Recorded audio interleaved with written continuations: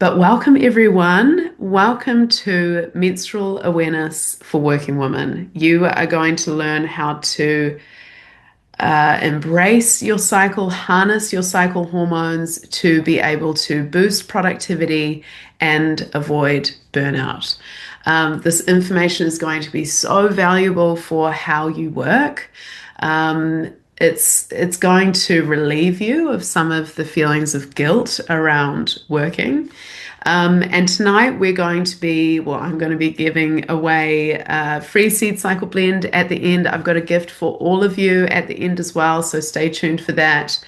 And yeah, lots of amazing information tonight. So I'm Rochelle. I am a certified nutrition coach and the founder of Seed Cycle Blend. Seed Cycle Blend is a whole food menstrual supplement that helps to naturally regulate hormones and reduce menstrual symptoms. And I also go into corporate workspaces and teach on menstrual awareness for working women, what you're going to learn here tonight. And most of my life, I had debilitating cramps, PMS, mood swings, you name it, I had it, and it was so debilitating. And I was just told it was part of being a woman. I'm sure you've heard this as well. And yeah, I just thought it was normal. And I lived a lot of my life like that until I asked the question, why am I experiencing cramps? Why am I experiencing pain? My reality would be sitting at a desk with a wheat bag on my lap. I'd be trying to kind of hide that I was in pain or had menstrual symptoms. I would have days off work, and it's even worse when you run your own business because you don't get paid sick leave.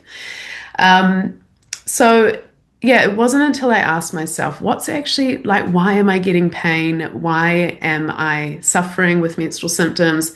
What's the root cause of these symptoms? And that led me on a new path where I studied nutrition.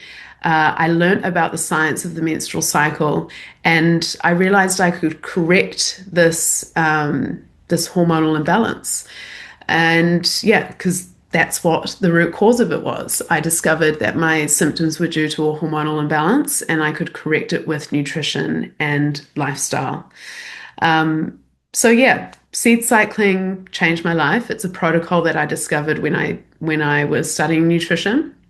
Basically, and I'll talk about it a little bit later on, you consume specific seeds at different times of your cycle, and the nutrients in the seeds will help to regulate levels of estrogen and progesterone. And yeah, it did really change my life because I wasn't in pain anymore. Every month I would be in bed, couldn't go to social occasions, couldn't work. It's debilitating. Some of you may have experienced this before. So maybe you've read a bit about how seed cycling works. Maybe some of you are already seed cycling yourself, or you are using Seed Cycle Blend. Actually, I would be interested to see who of you here are seed cycling or using Seed Cycle Blend. Pop it in the chat. I'd love to see who's here. I'd love to see who is any seed cyclers in the house. Nice. Love it. Oh my gosh, cool. I love it. It's so nice to like talk to my seed cyclers. Oh, that's so cool. Amazing. That's cool. Julia, you can get back on the wagon. This is why I created our seed cycling app to stay more consistent. So that can be really valuable in terms of consistency. Amazing, ladies. That's so cool. It's nice to have some of my seed cyclers with me. So yeah, I created Seed Cycle Blend so that more women could have access to this super powerful protocol, so they could too experience symptom-free cycles and cycles without pain and discomfort.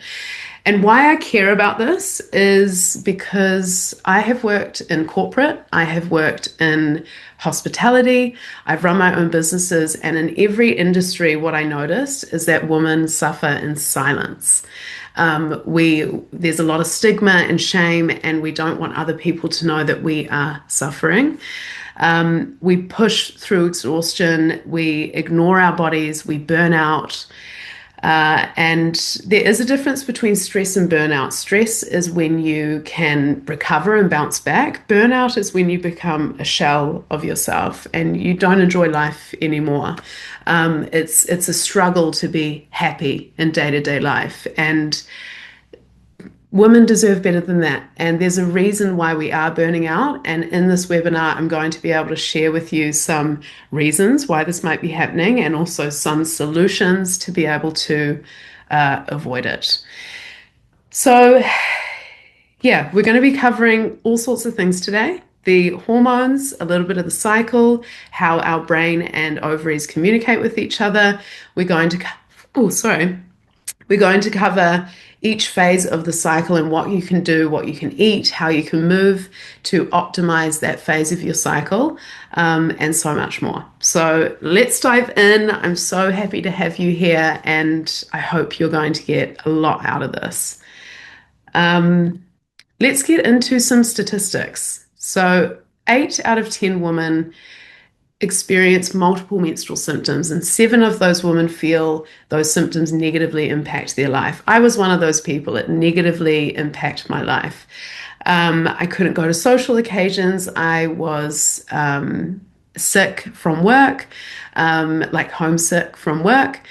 And yeah, 7 out of 10 is a lot. You know, it's a huge portion of the population. And we can change this. We can change these statistics with the right education, the right nutritional support, and some slight adjustments with our lifestyle. And mostly awareness. This is the thing that I'm going to talk about throughout this session, is that when we are aware of things, just the awareness alone can help us to slightly adjust how we do things at work. So yeah, 8 out of 10 women, it's a lot. The reason we should care about this, because you've probably heard, oh, that's just part of being a woman and we've done it for years and we can just kind of push through. Well, now we have the data that these symptoms are causing a loss of 100 plus hours of productivity per year per woman, 8.9 days of absenteeism from work or school, interference with daily activities, and it contributes to mental health disorders like anxiety and depression. So now that we've got this data, and we know that certain things like a hormonal imbalance can be corrected with nutrition, food, and lifestyle, we need to share this information far and wide, right? Because every woman deserves to have a pain-free, easy cycle that doesn't impact their work. And women deserve to work comfortably. That's kind of my mentality, is that I know that we've been pushing and doing this for years where we just push through. But now that we have the information and the data, we don't have to. We can actually be comfortable at work. So yeah, some more statistics is almost half of women in this particular survey reported hiding the fact that their symptoms were impacting their work for fear of not being trusted to effectively do their job. So a lot of women, because of the stigma and the shame, women hide their symptoms at work. They think just because they're experiencing symptoms, they are incompetent, for example. And even despite the statistics of 100 plus hours of productivity or absenteeism, women still get the job done. And something that I want to kind of bust here as a bit of a myth is that we have been in pain and suffering at work silently for decades, and we're still smashing targets and we're still getting shit done. So this idea that our symptoms are holding us back from still achieving targets. Yes, we may be impacting our productivity based on a male-centric scale, which I'm going to share with you in a bit. But we're still getting stuff done. We're just not doing it comfortably. And that is where I want to shift this cultural expectation of male-centric productivity to a blend of male-centric and female-centric productivity. So the solution isn't about hiding or powering through or going through it alone. It's about creating awareness. It's about breaking the stigma. and giving women tools and support they need to thrive without pain. Women shouldn't have to sacrifice their well-being to succeed. They can succeed whilst taking care of their well-being, and we'll talk about why that is such an important factor in female-centric productivity in a minute. So let's get to know each other. I want to know where everyone's at. First thing, oh, where are we going? So first thing I want to know is who here tracks their cycle. I'm going to share a poll and I just want to see how many of you track your cycle. Yes, sometimes, no. Cool. This is great. Awesome. Amazing. So majority of you track your cycle. Some of you sometimes, and a portion of you not tracking your cycle yet. So the reason I ask this question is because tracking your cycle is the first step in menstrual awareness. If you don't know what's happening in your body, it's difficult to make adjustments to your schedule or adjustments to how you manage your energy, for example. One thing I will say about tracking your cycle, we hear tracking our cycle, and I think a lot of us can think predictive apps, for example, like Flow. I'm not a fan of predictive apps. The problem with predictive apps is that it is not accurate. It is a suggestion, an assumption. And whilst this can be, a helpful guide, roughly, it can actually be really dangerous if you are using this particular type of tracking for contraception. For example, if you're trying to avoid pregnancy, or even if you're trying to get pregnant, using predictive apps is not accurate and can be dangerous. What I recommend instead is something called the symptothermal method. This is when you're charting physiological things like your temperature and cervical mucus. I'm not going to go into it in too much detail, but that is the kind of tracking that I really recommend for women. It gives you accurate data. It tells you when you've ovulated, if you have ovulated, and it's just a lot more accurate. But tracking in general, the fact that so many people are tracking here is amazing. And that would be my first tip, is to start tracking your cycle. Yeah, nice. Cool. Love it in the chat as well. Keep it coming. So another thing I want to know, and pop this in the chat, is what is your current occupation or primary role right now? What's your industry? Like what are you doing for work? What's your definition of work? Pop it in the chat. Let's see where everyone's at.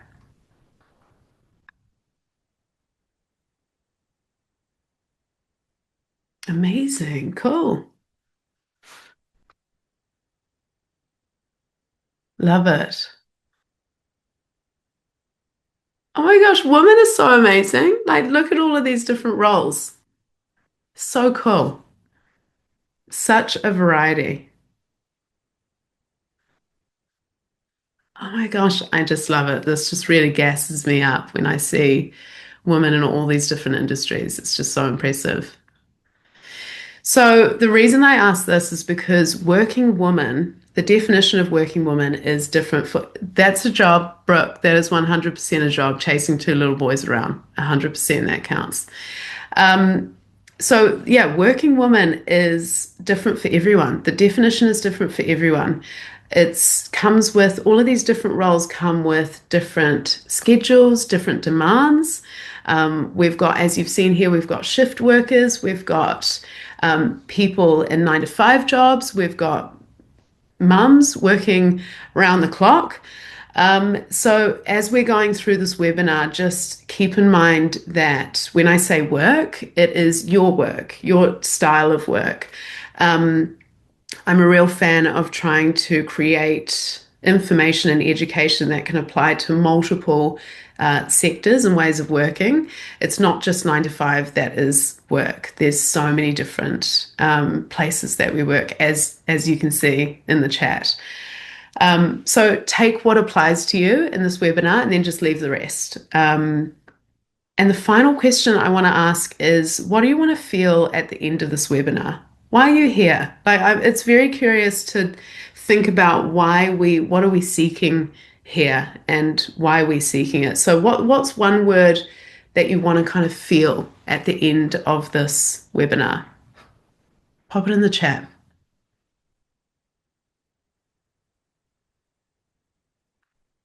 Love it. Equipped, balance, autonomy, informed, more knowledgeable, connected, understanding.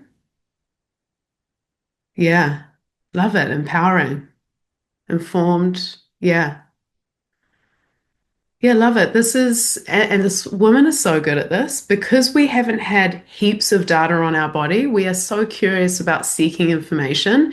And just the fact that you're here tonight is amazing. The fact that you are proactively looking for solutions to optimize your life and improve your working life, is amazing. So good on you for being here.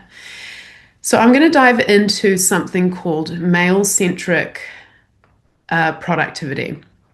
So, male centric productivity, the core principles of typical male centric productivity is consistent daily energy, value is measured by time spent, long uninterrupted work hours are rewarded, output is more important than well-being, so they're happy to sacrifice their well-being just to get the job done.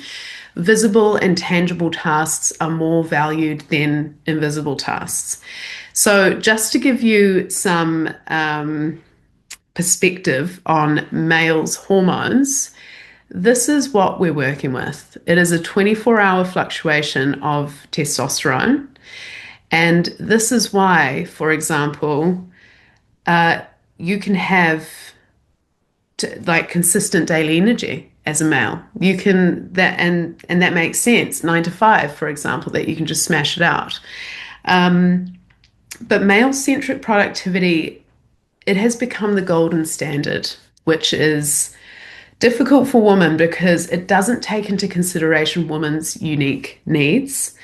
So things like managing menstrual symptoms. I'm just going to stop sharing here because I'd love to just chat to you.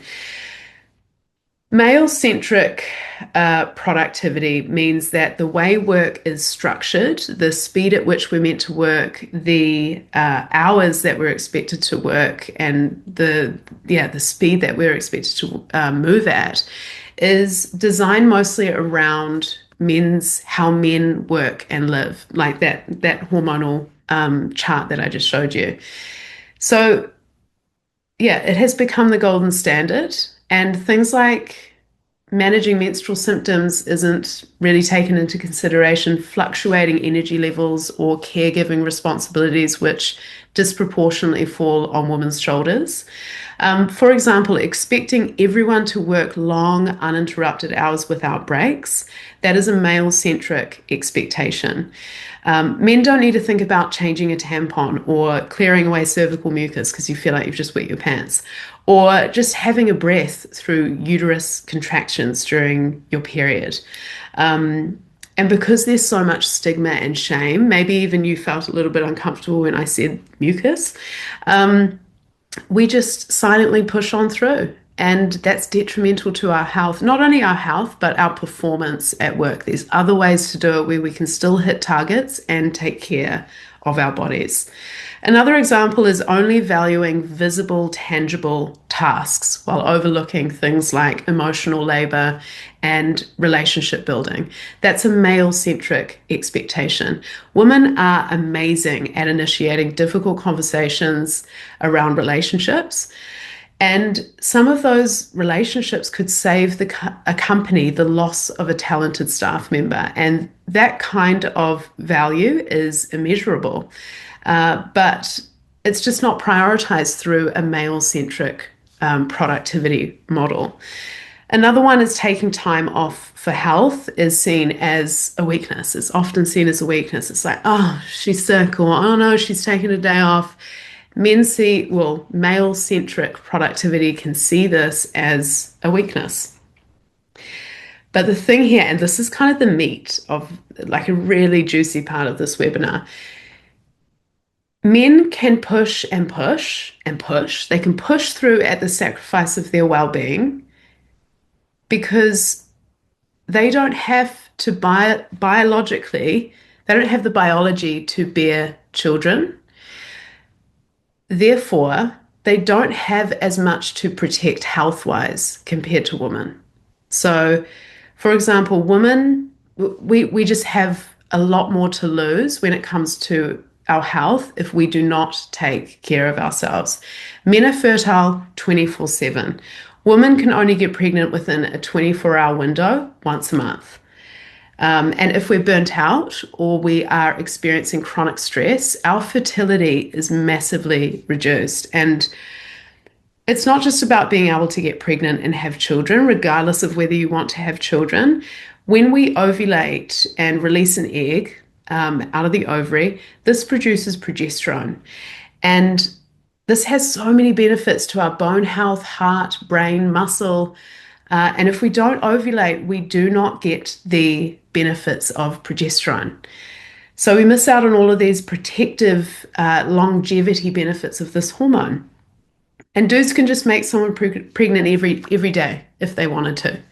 So they have a lot less to lose health-wise compared to women. And this is why it is seen, it's rewarded if women can balance, and it's rewarded in female-centric productivity if women can balance wellness and looking after their body as well as output and hitting targets, for example. I'm going to dive back into our presentation. How's everyone feeling? How's that information? Pop it in the chat if you're still with me. That's quite a chunky piece on male-centric productivity. But it's just so crucial that we shift our mindset from male-centric productivity to a blend. So let's have a look at female-centric productivity. What is that? So female-centric productivity is cyclical energy across the month, which means we have high levels of energy and low levels of energy across the month. So it's cyclical. Value is measured by the impact we make, not just by how much time we spend on something. We really care that what we do makes a difference. Balanced work and rest cycles are rewarded. Like I said, if you can balance work and rest, that means you're going to perform better at work. It's not, I know it seems counterintuitive, but it's only counterintuitive if we are comparing that to male-centric productivity. For female-centric productivity, it's actually crucial. So well-being is essential alongside output. There's no benefit to us sacrificing our well-being just to get a project done. There's in terms of like our biology and health, we don't benefit from that. Men can recover quickly, and like I said, they're fertile 24/7. They're not risking the lost opportunity to conceive that month because they can do it every day, and therefore they can deal with short-term stress. Women, it's a bit more precious, you know.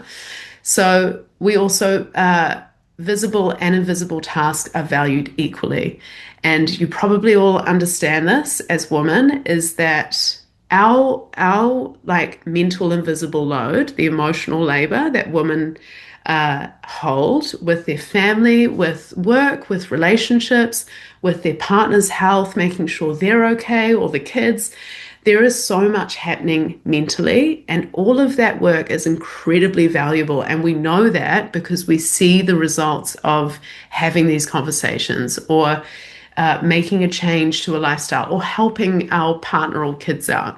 So female-centric productivity really values the invisible tasks of the mental load, emotional labor, relationship building, as well as the visible tasks of actually physically getting stuff done.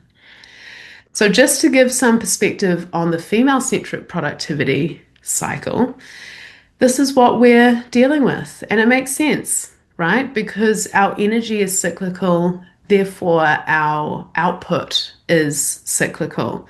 This doesn't mean, it's something I want to get really clear here. This doesn't mean that at some stages of the cycle, women can't get the job done. That's not what we're saying here. We are saying that we both Like males and females both arrive at the same destination, they just do it differently. And the shift here is going, it's not just about male-centric productivity. We need to also reward woman and female-centric productivity, which is a lot more cyclical. But we both get the job done. We just do it differently. So the solution is getting a blend of this. Things like having flexible work policies, allowing breaks when needed. I think that's really important. Normalizing conversations around menstrual health, like we're doing here. Removing that stigma so women feel safer to speak up and get the support that they need. That's really important.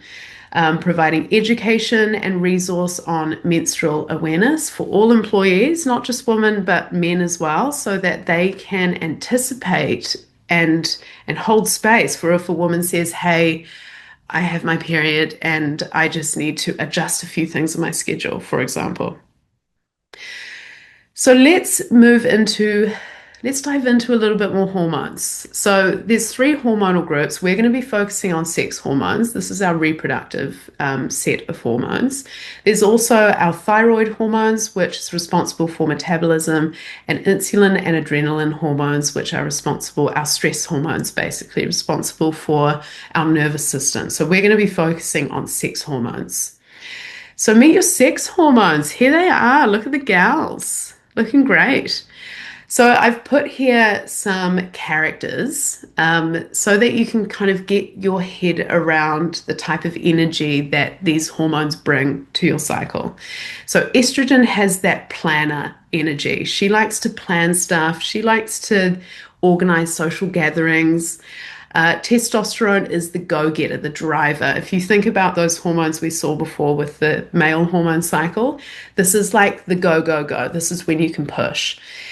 Progesterone is the calm nurturer. This is the time to slow down, reflect, refine. Think of these hormones as your teammates, and they're bringing different things to the party at different times of your cycle. So I'd love to know in the chat. I'm going to pop another little quiz here. Quizzes are fun. I'm going to put a little, or a poll, more like it. Which hormone personality do you find yourself in the most? Is it estrogen, the planner? Is it testosterone, the go-getter? Is it progesterone? Where is everyone kind of sitting, especially in that workplace environment, wherever that may be? Where are we sitting? Nice. A lot of estrogen up in the house. Love it. Yeah, cool. Yeah, so there's a range of things that I could talk about here. We don't have Whitney's balanced. I love it. Whitney feels balanced. And that's great. We're going to dive into where these hormones come in and out throughout the cycle and what we can do at each of those phases to really harness the powers of these hormones. Also, as we go through the next stages of the like phases of the cycle, just keep in mind that if what I share doesn't resonate with you, like I'm saying, typically this is what you're meant to feel. If you're feeling the exact opposite of what I'm sharing, that could likely be a hormonal imbalance. And that's something that you want to check, work with a functional practitioner, get testing.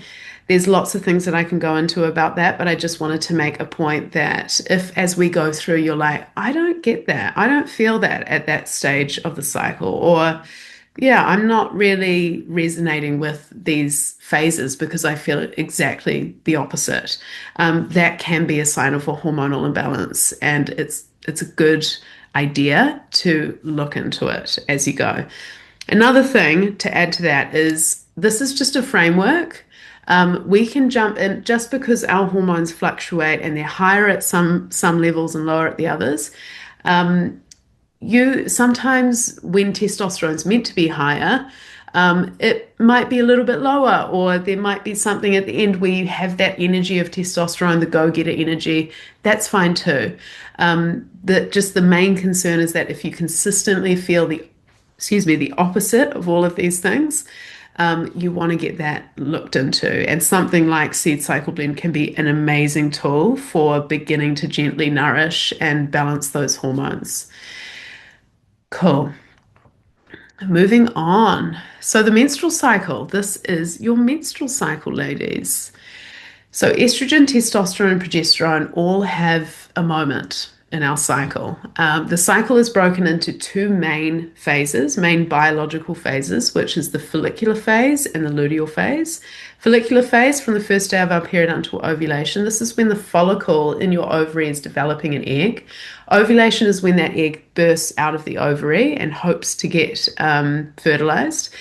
And then we have the luteal phase, which is the sac that's left over from that follicle is called the corpus luteum, and that starts to pump out progesterone. This is why ovulation is the most important part of the menstrual cycle. The goal is to ovulate. Regardless of whether you want children or not, the goal is to ovulate. I can't stress that enough. So I'm going to go into more detail about each of the phases in a minute, but what I wanted to talk about next is, well, this is a contrast of if you're on the pill. I'm not going to go too much into the pill, but I did want to share this visual to give you an idea of what it can look like, what the hormones actually can do on some of the average oral contraceptive pills. So you're not getting all of those fluctuations of estrogen and progesterone. Testosterone isn't really in the picture as well. That's why some people can experience things like a loss of libido when they're on the pill. So it does a really good job at not getting pregnant and not ovulating. That's the purpose of the pill. There's also some other purposes of the pill, some other functions that can be useful for some people, but in general, the pill is going to kind of starve you of all of these amazing benefits of estrogen and progesterone, the fluctuation of them, the fluctuation of estrogen, progesterone, and testosterone. So moving on, the brain-ovary axis. This is the hypothalamic pituitary gonadal axis. Bit of a mouthful. You don't need to really remember that. All you need to remember. Oh, sorry, I just got a question here. Jessa, I'm going to pop this into my questions for the end, and that's a great point actually. If you do have any questions, pop them into the chat, and at the end, I'm going to go through questions and see how I can be of use. So the brain ovary axis, this is basically just your brain and your ovaries communicating with each other. The brain sends its own, and I forgot to mention as well, pretty crucial, hormones are chemical messengers that tell other parts of your body to do stuff. That's basically what hormones are. In this instance, the brain is sending hormonal messengers, luteinizing hormone, follicle stimulating hormone, to the ovaries and saying, hey, we need to stimulate the ovary, we need to develop a follicle, or hey, we need to shed the lining. So it's about the brain and the ovaries communicating with each other constantly. Our body is constantly assessing if we are safe enough to conceive. That is a biological evolutionary design of women and men as well. But in this case, our body is assessing our environment to see if it's safe enough to conceive and safe enough to ovulate. When we experience stress, so stress on the brain, and I'm going to go into this in a little bit more detail, that can stop or halt those messages between the brain and the ovaries. And this is when we can see things like missed ovulation, a missed period altogether. If our body's like, absolutely not, we can't get pregnant right now, we need to shut this thing down for a while. That's what's happening here. It is interrupting the brain-ovary axis. So stress response, you've probably heard of fight or flight. This is when your body is in survival mode. and it's not prioritizing your reproductive system or your creativity for that matter at work. So if you think about survival mode, if we need to survive, we need to just get through. We don't need to reproduce or conceive right now. We just need to get through. We need our basics. So there's a range of different stress responses that may show up at work. So I want to go through some of those to see if they resonate with you or if you notice some of these coming up at work for you. So fight, that's quite a straightforward one. This might show up as confrontation at work, for example, having an argument or having difficulties with a colleague. So you're confronted because or you're confronting the threat. You think that a particular person or colleague is a threat, and therefore you're fighting to kind of stay alive. And this is all based on kind of biology. It may not really make sense in the modern world, modern sense, but it's just about biology and how the body is reacting.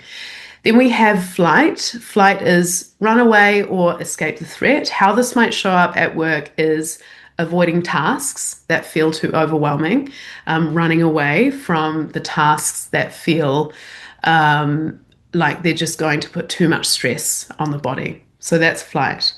Then we have freeze. Freeze is when you become immobile or like play dead. I mean, we can't play dead at work, but or maybe you can. It depends what the environment is. But freeze is when you don't know what to say in a meeting, for example. And this is, yeah, this is when you're lost for words, or you feel, for example, if you're experiencing harassment in your environment, you will just kind of, you wouldn't respond and you just kind of carry on with your day. So this is the kind of stress response that can show up at work.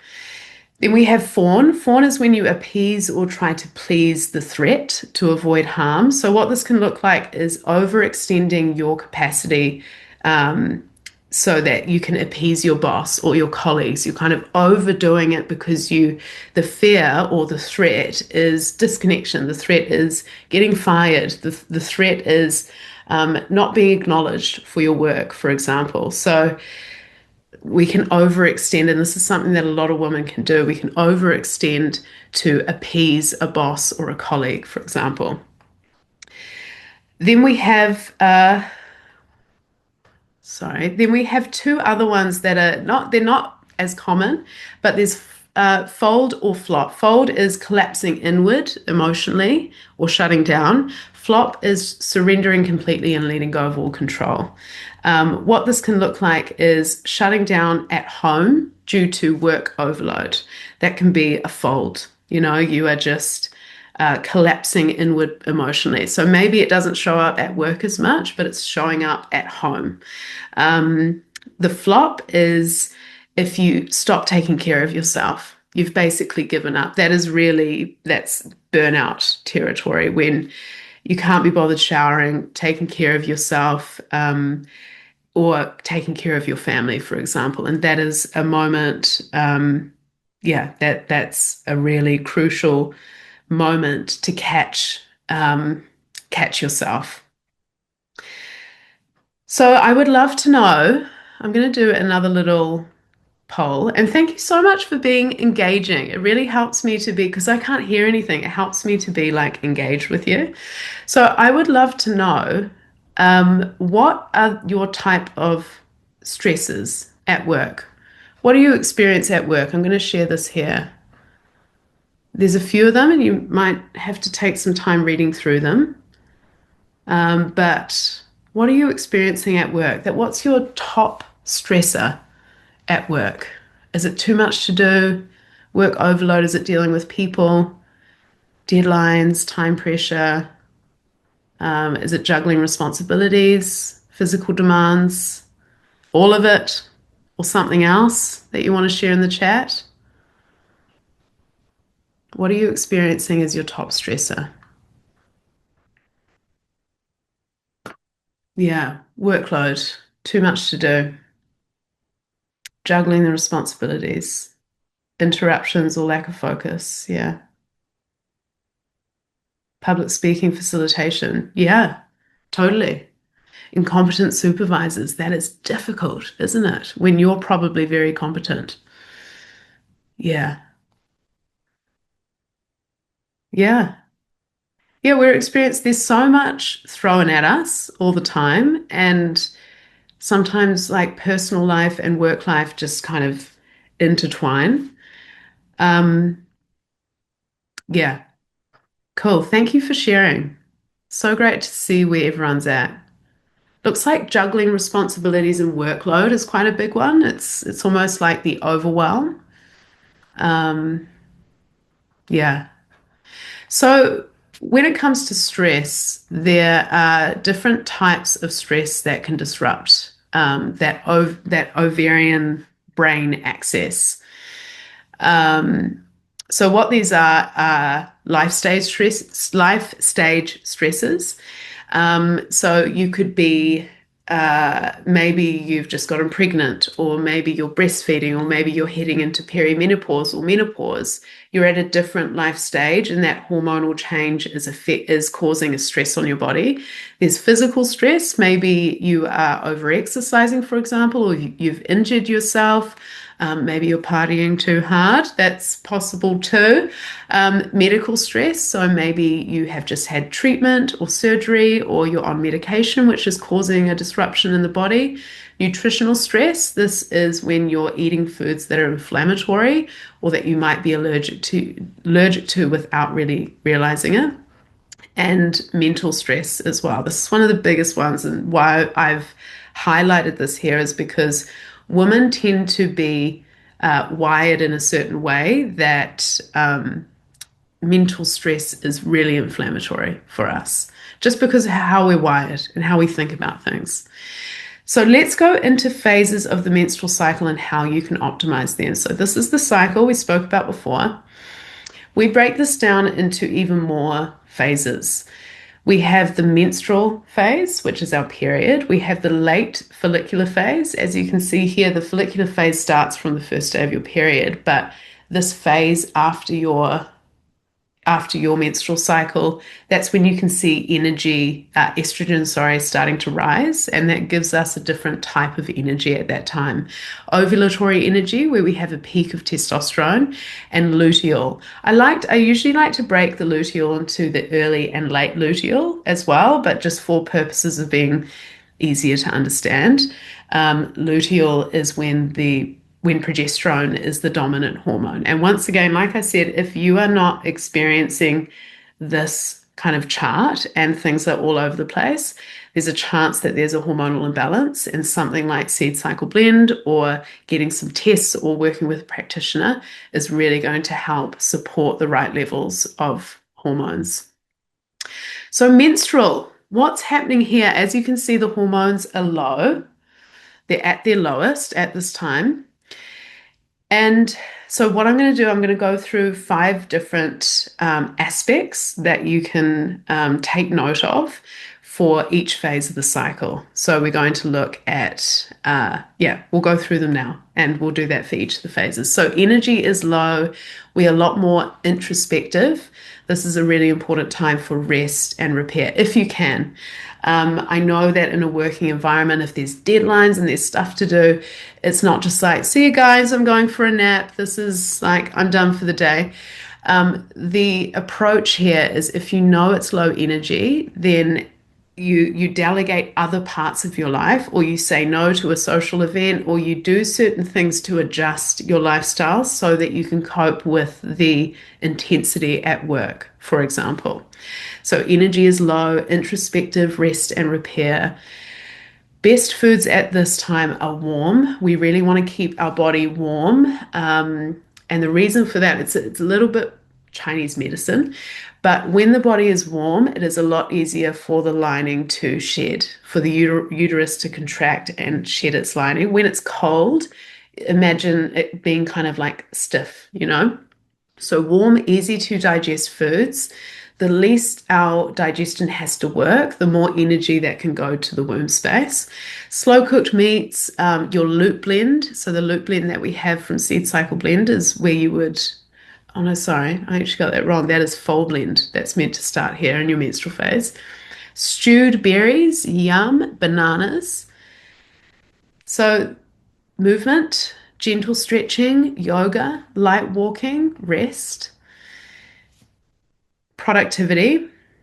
So this little productivity part, this is basically how what you can kind of do at work in the menstrual phase, what how you can leverage this part of your cycle. This is a really good time for reflecting, reviewing past projects, planning, starting to do some planning. If you can try and help it, you want to try and not start new projects and new work. Try to just, if you can, try to keep that time for, yeah, reviewing, reflecting, and planning. Communication prompts. So something like, I need some time to recharge before making big decisions. So if someone says, hey, can you do this? Or hey, can you do that? Something like, I just need some time to recharge before making a decision, or I just need to delegate some work at the moment, or just having these very simple sayings and prompts that you can say that don't have to necessarily be like, I'm bleeding, leave me alone. So yeah, and we've got lots of different ways that you can, lots of different prompts that you can use to be able to make this conversation a lot easier so that you don't feel kind of awkward talking about it. So late follicular phase, this is after your period. Estrogen is rising, as we can see, and we know estrogen energy is that planner energy. She likes to book some social events. This is when she comes into play. So energy is rising, you're feeling optimistic. Late follicular is kind of one of my favorite phases because all of them are my favorite, to be honest. But when you come out of your period and you go into that rising estrogen, it's like, yeah, you can feel so good from like that kind of lower energy state, and you've like been reborn. So energy is rising, you're optimistic, your brain is primed for creativity and ideas. So this is a really good time if you did want to, sorry, I'm just reading one of the messages here. Just realized how apologetic I have been at work about my inconsistent hormones. So, oh, Sarah, things are falling into place. Yes. Yeah, amazing. Cool. And this is what I want, like just speaking to this comment of being apologetic at work for not being consistent. Once again, that's you're modeling that, or you're referencing that on a male-centric productivity. You're both getting to the same destination. Females are just doing it differently to males. So yeah, I'm so glad that's resonating with you. So late follicular phase, we've got energy, rising, optimistic, brain primed. Best food is fresh, like salads, like sashimi, yum. Balanced meals like quinoa, chicken, avocados, kefir yogurt. So I love kefir. I make my own kefir. If you follow me on Instagram, you may have seen me making my little kefir with my grains. And obviously, you're in your follicular blend, your full seed cycle blend. This is going to give you the minerals, the essential fatty acids that you need to support this level of estrogen, and making sure that you don't have too much or too little. That is the beauty of seed cycle blend. Movement, strength training, get into it. A little thing on strength training is that if you there's something called stacking strength training in follicular, where you do more frequent strength training workouts in your follicular phase, and you do half of that in your luteal phase, you can actually increase muscle strength, I think it is, or muscle power by 40%. So we've been told that, like, once again, train like a man consistently all the way through the month. But when we train at times like in the late follicular phase when estrogen is higher, we are going to get better gains. We're going to get better muscle gains. So strength training, swimming, reformer Pilates. I know there's a lot of Pilates ladies out there. Productivity. This is a good time for brainstorming, starting new projects, trying new things, being experimental. Once again, I just have to keep having this kind of caveat or the warning that it's not You can still brainstorm when you're menstruating. Do you know what I mean? Like you can still start new projects, you can still do all this kind of stuff. This is a framework for you to just kind of observe your environment and just take this into consideration at work. So, communication prompt, I've got some new ideas I'd love to share with you. Would you be up for being a soundboard? Once again, if you have like trouble with communication prompts and working with your boss, please message me. Let's have a chat about it because I've got lots of different prompts, better than these ones, to be honest, but I've got lots of different communication prompts in the workplace from my times working in corporate, working in restaurants, and running my own business. So, ovulatory, this is big energy. If you think about the testosterone character that I shared with you earlier, it's that go-getter, it's that driver. This is a really good time to kind of like, this is when you could actually work until late, to be honest. This is when your body can handle late nights and long hours. This is where a bit of the male-centric productivity can work for females. So energy is peaking, you feel sociable, confident, networking. It's a great time to network at this time. You're kind of driving and pushing best foods, tuna, salmon, sauerkraut. Once again, good probiotics, good gut bacteria is going to help to absorb all of these beautiful nutrients. You want to have that baseline of probiotic, prebiotic foods, whole grains, healthy fats, and you're still in your full blend just before ovulation, and then you switch to your loop blend of seed cycle blend. Movement, high intensity cardio, group classes, dance, lots of fun stuff. Like get out there and do some salsa. Productivity, public speaking, negotiations, heavy work, or promotion, for example, if you want to talk about those things and you can plan it to a certain extent, try and plan it in your ovulatory phase. And this is why tracking your cycle or charting your cycle is so valuable because you can ahead of time go, I'm actually going to be in my ovulatory phase at that time based on your previous data. And Emily, I don't want to work late because I'm rushing home to, oh, girl. I love that. I love that. Don't want to work late. And Emily's actually a shift worker. So she is working through the night anyway. Um, but I love that. Cute. That's so fun. So, productivity, public speaking, negotiations, heavy work, this is a good time to do it. Communication prompts, I'd like to connect and see how we can work together. I'd love to lead this project. This is when you can kind of step up and go, like for that week, you can go, yeah, I can actually handle this week. I'd love to take this on. Um, yeah, so that is ovulatory energy. Luteal phase. So there, like I said, there's kind of two parts to luteal. This is when progesterone is meant to be the highest. And what this looks like when progesterone is actually at the right level, and sorry, I know we're going a bit over time. Um, Luteal, progesterone, if you don't have enough progesterone, this is going to look like anxiety. This is going to look like irritability, all of these things that we kind of joke about with like being hormonal. By the way, being hormonal is exactly what we need to be, and being hormonal is being alive. So that's another topic that I can get into. But if you don't have enough progesterone, you're going to experience all of those PMS symptoms. Progesterone, like you saw before, is the calm, centered, nurturing hormone. And that's exactly how you're meant to feel if you have enough progesterone. If you don't, or you feel like you don't, something like seed cycle blend or getting some tests done to see where your levels are going to be an amazing way to support your hormones. So what's happening? Energy is steady at the beginning and then it gradually wanes. This is a good time to organize and complete projects and tie up loose ends.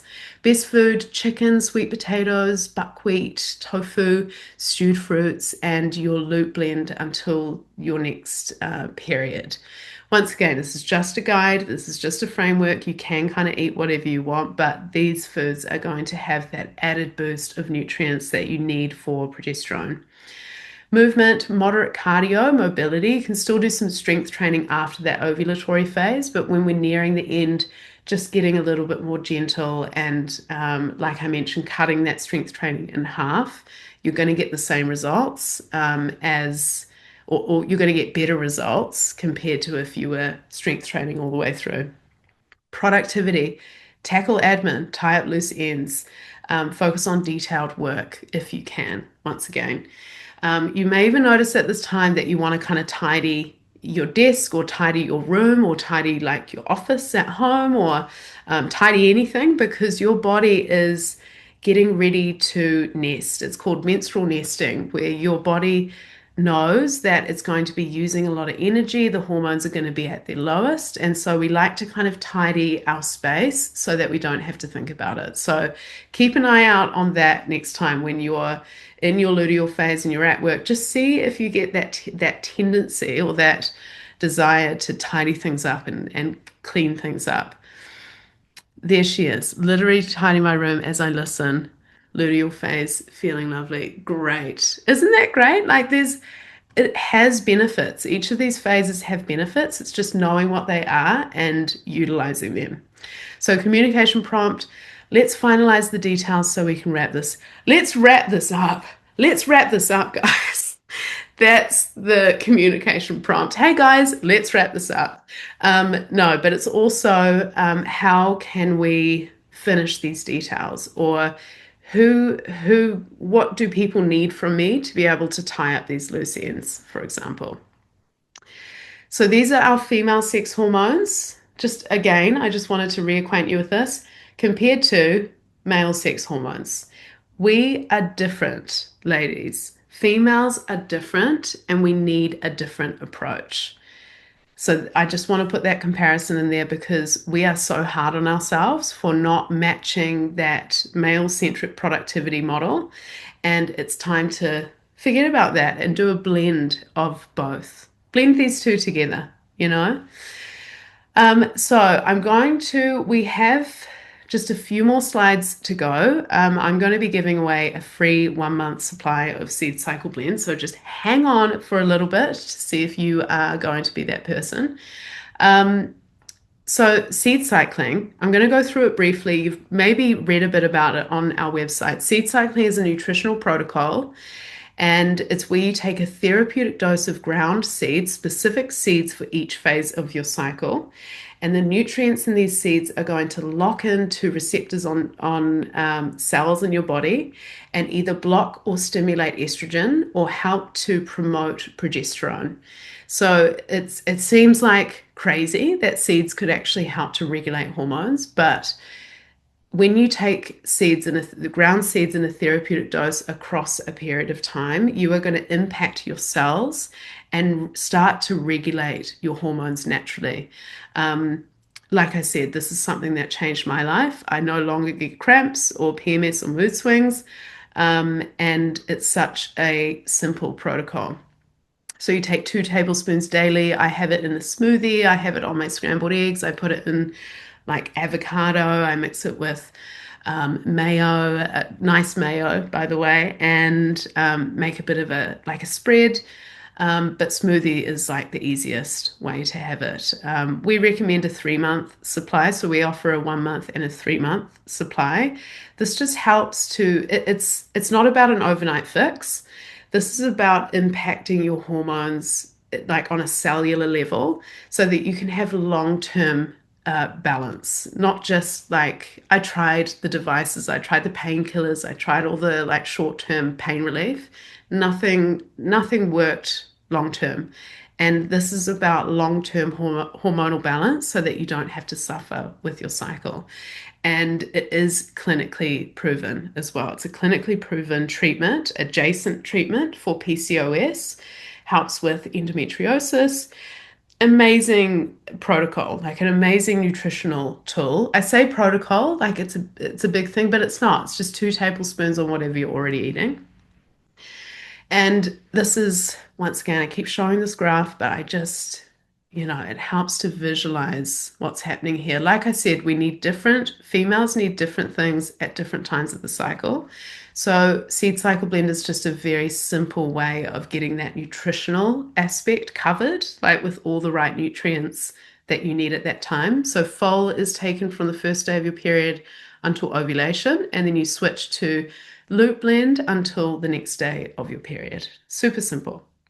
We also have an app that I was mentioning at the beginning to confirm your daily dose to help with consistency because I know when I started seed cycling, I kind of fell off the wagon sometimes and I needed some accountability. And this app helps you, it reminds you to take your blends, congratulates you when you've taken your blends. So that's a good way to help to stay consistent. One last thing on Seed Cycle Blend is that we are currently doing a limited edition Seed Cycle Blend where we have partnered with a local female artist. And she gets to choose a charity of her choice. She's chosen Hagar, New Zealand, which helps to support the recovery of women who have been trafficked and used as slaves. I couldn't believe this, but 8,000 people are currently being trafficked and used as slaves in New Zealand, which just blew my mind. I had no idea that was happening. So we're running this until the limited edition sells out, but $2 of every order goes to Hager.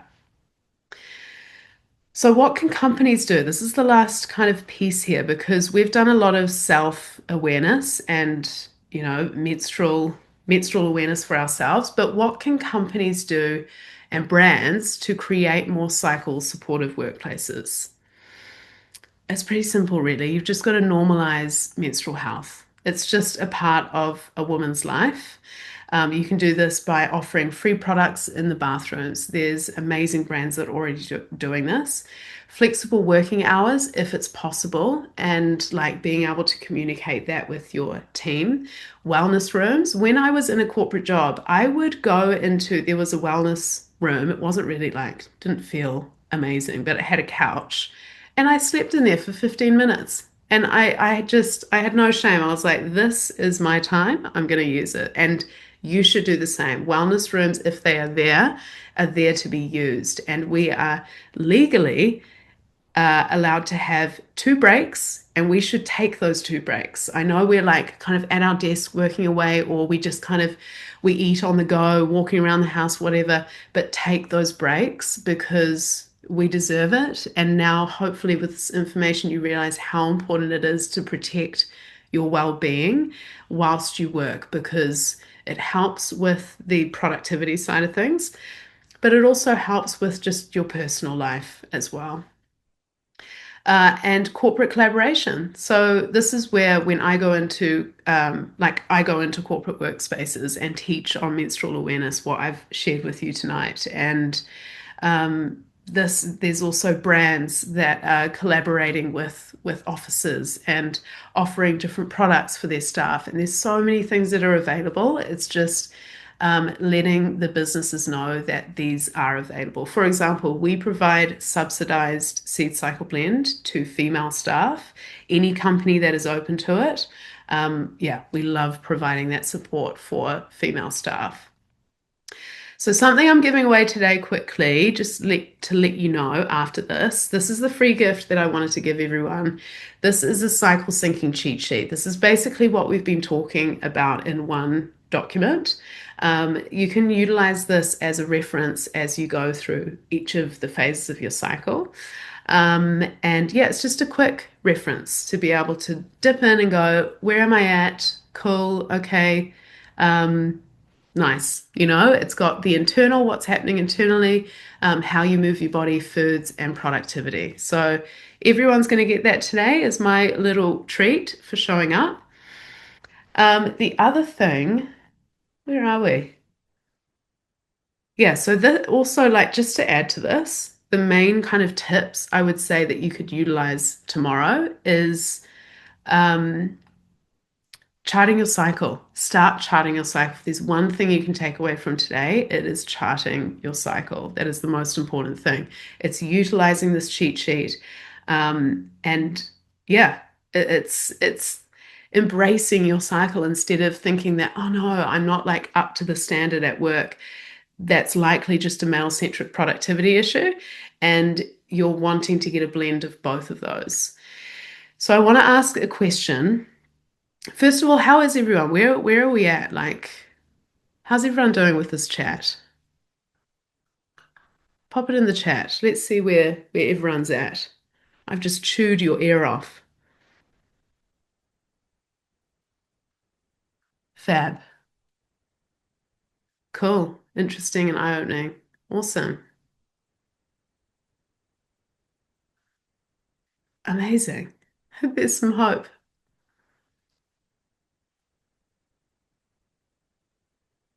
Yeah, awesome. There is so much information out there. I mean, I want to make it simple because we've already got enough on our plate, but yeah, hopefully this can be a really good start to feeling empowered with your cycle instead of hating it. If there's one thing that I'm not a fa or that I'm such an advocate for is figuring out how to love your biology. We talk about body shaming, for example, and how we shouldn't body shame. But when we talk badly about our cycle and our biology, you're shaming your own biology. And it doesn't help us feel good. It doesn't help the body to respond when we're feeling like that. And I know that it can feel like such a workload to have to learn about our bodies and like, oh, it's so annoying being a woman. But we can decide if we continue the human race or not. And that's kind of powerful, you know? Like we can be like, oh, I might continue the human race. I might get pregnant. Oh, maybe I won't. That kind of power, that is incredible power. And with power comes complexity. And it's just about learning about that complexity, leaning into that complexity instead of going, oh, it's so hard, oh, it's so annoying. Just realizing the power that we actually have within our biology, and that when we know more about it and we're empowered with that knowledge, our whole life can change. I know when I started seed cycling and I found out how nutrition and hormones work together, it's like mind blowing. Now I don't have pain and I don't have to deal with that. So the last thing I want to share, another little gift for my ladies, 25% off for Seed Cycle Blend if you're interested. And this ends tomorrow. The code is Women's Health. And I've left a little note there for who wins Seed Cycle Blend. So I'm going to give away 1 month of Seed Cycle Blend. Let me think of the question. I've got one. So the first person to answer this question in the chat gets the 1 month supply of Seed Cycle Blend. My question is, what is the most important part of the menstrual cycle? What is the most important part of the menstrual cycle? Julia gets the 1 month. I love it. I love that the other ladies knew too. Nice, Julia. That is yours. The 1 month supply of Seed Cycle Blend is all yours. And ladies, I am just so grateful that you are here with me tonight, and for those that are watching the recording as well. It's just such an honor to be in a time where we can even have these conversations and that I can share some insights that can help to reduce that feeling of guilt or that I'm not enough at work or feelings of overwhelm and taking the power back. And yeah, being able to work comfortably. Once again, like I said at the beginning, every woman should be able to work comfortably. That is my goal with teaching menstrual awareness for working women. And yeah, I hope you can take away something from this chat. Thank you so much for being with me over time as well. I know we were only meant to be here for an hour, but I'm going to stay a little bit longer if anyone has questions, if anyone has anything in particular they want to share. I know that we had a question from Chloe. Can you use seed cycling if you're on hormonal IUD? So yeah, you absolutely can. You can still seed cycle when you're on the pill, even. The difference is that you're going to be seed cycling with the moon phases, for example. It sounds really woo-woo, but when you think about it, the moon phases are a 28-day cycle, and you're basically just going to be switching the blends with the moon phases. And you can still benefit from all the macro and micronutrients from seed cycle blend. The only kind of caveat I would say is you may not get all the same results that you're kind of looking for when you are on the pill or on an IUD, for example. Oh, love it. Thank you for being here, Molly. Off to put the toddler to sleep. Amazing. So yeah, if there's any other questions, and also follow me on Instagram, Seed Cycle Blend. Don't miss out on this discount. It's 25% off Seed Cycle Blend. It ends tomorrow. And yeah, I would love to continue supporting you. I offer menstrual awareness talks in corporate spaces. So if you feel like your workspace could benefit from this information, males and females, you can book me on my website as well. I would love to be able to come in and support your teams and support your environment so that women can thrive and yeah, boost productivity and avoid that sneaky burnout. Let's have a look at some questions here. Really want to ditch my IUD and get my period back and connect with myself again, but I'm nervous about the lack of birth control. Jessica, that is where you need my friend Emily from Phase Fertility. She teaches on the symptothermal method. That is what I was talking about at the beginning, where you track your temperature. You learn how to track your temperature and your cervical mucus, and that helps you. I've been using it for, I don't know, 10, 15 years now. I've never had a pregnancy scare. There's particular, yeah, basically the symptothermal method is going to be your answer to feeling amazing, being off the IUD and feeling secure about contraception. Because, for example, like I said, you can only get pregnant for 24 hours once a month. And there's certain things that you can do to work with that to avoid pregnancy. So yeah, I've been using, yeah, see, like I've been using symptothermal method. Yes, yeah, totally get into the symptothermal method, Jessica. That is going to be your best option if you're feeling nervous about coming off IUD. Can seed cycling help with fertility, and would there be other sessions around endo? Great question. Um, So first question, yes, seed cycling can help with fertility. I have a friend, she was a customer and then she became a friend, Ethically Kate. I don't know if some of you know her. She was struggling with fertility for years, and we combined with our friend Emily from Phase Fertility, tracking your cycle with the symptothermal method as well as seed cycling, and she got pregnant. So fertility, and if you think about fertility, um, fertility is creating an environment where you're able to conceive, right? So fertility isn't just about like one of the most important parts of fertility. I know we say nutrition and seed cycle blend is incredible for that, but fertility is about knowing when you ovulate so that you can actually conceive at the right times. Too often we have this fertility discussion and we're not talking about accurately tracking ovulation and actually knowing when we ovulate and when we conceive, for example. So I would pair seed cycling with the symptothermal method. That is like the duo if you want to get pregnant. And talk to me as well. I would love to chat to you more about that if that is the journey that you're on.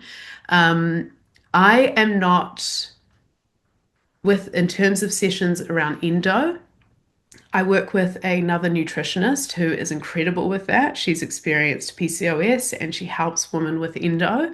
Maybe we would look at doing a session together because that's her area of expertise and her genius. So I will definitely note that down and maybe there'll be some more sessions on endo.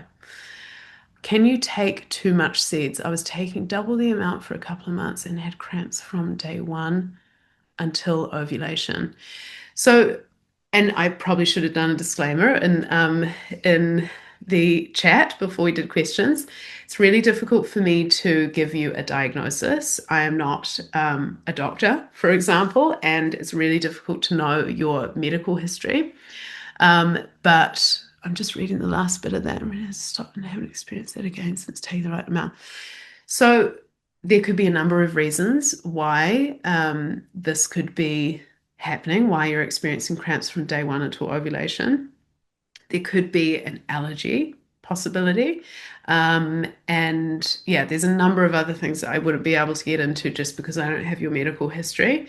But chat to me on Instagram, Bess. Send me a message and we can talk about it in more detail, and I can get a few more details from you so I can understand how I can help you better with that.